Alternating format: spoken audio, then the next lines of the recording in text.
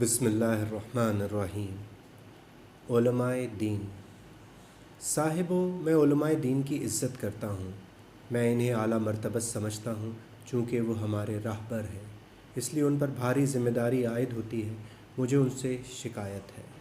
شکایت انہی سے کی جاتی ہے جو بڑے ہوں، صاحب اقتدار ہوں، جن سے ہم نے امیدیں استوار کر رکھی ہیں۔ مجھے ان سے شکایت ہے کہ انہوں نے آج تک سنجیدگی سے نہیں سوچا کہ ان کی تبلیغ کا کیا رخ ہونا چاہیے۔ انہوں نے دور ماضی کو سنجیدگی سے سمجھنے کی کوشش نہیں کی۔ وہ سمجھتے ہیں کہ دور حاضرہ راستے سے بھٹکا ہوا دور ہے، ملحد ہے، راندہ درگاہ ہے، اس لیے لائق توجہ نہیں۔ حالانکہ یہ وہی مقام ہے جہاں تبلیغ کی ضرورت ہے۔ انہوں نے کبھی نہیں سوچا کہ کس انداز سے بات کی جائے کہ دور حاضرہ پر اثر رکھے۔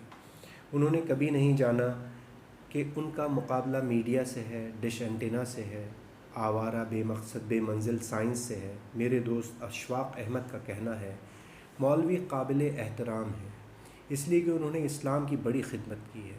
سال ہر سال سے وہ مسجدوں کو آباد کیے ہوئے ہیں، سال ہر سال سے وہ بروقت اذان دے کر مسلمانوں کو یاد دلاتے رہتے ہیں کہ آؤ اللہ کے حضور سر بسجود ہونے کا وقت ہے۔ اشفاق احمد کا کہنا ہے کہ مولویوں نے اسلام کو زندہ رکھا ہے۔ اشفاق احمد کی بات ایک حد تک درست ہے۔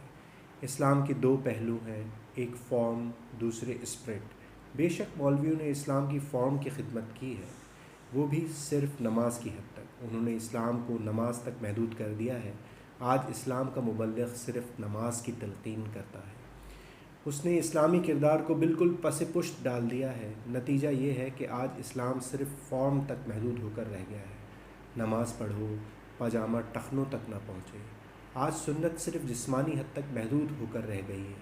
کہتے ہیں کمرے میں داخل ہوتے وقت خیال رکھو دایاں پاؤں اندر دھرنا ہے، دائیں ہاتھ سے پانی پیو، لبیں کاٹو۔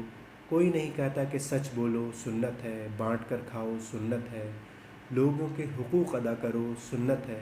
مولوی نے خدمت کے نقطہ نظر سے مسجد کو آباد نہیں رکھا، بلکہ اپنی امامت قائم کرنے کے لیے آباد رکھا ہے۔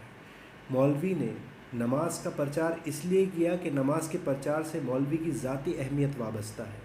مولوی آج بھی دیہات پر حکومت کر رہے ہیں۔ مولوی نے اسلام کو زندہ نہیں رکھا، بلکہ اس سمندر کو جو بچہ بنا دیا ہے۔ اسلام کو زندہ صوفیوں نے رکھا ہے، اولیاء کرام نے رکھا ہے، خود اس نے رکھا ہے جس نے قرآن کی حفاظت کا ذمہ اٹھایا ہے۔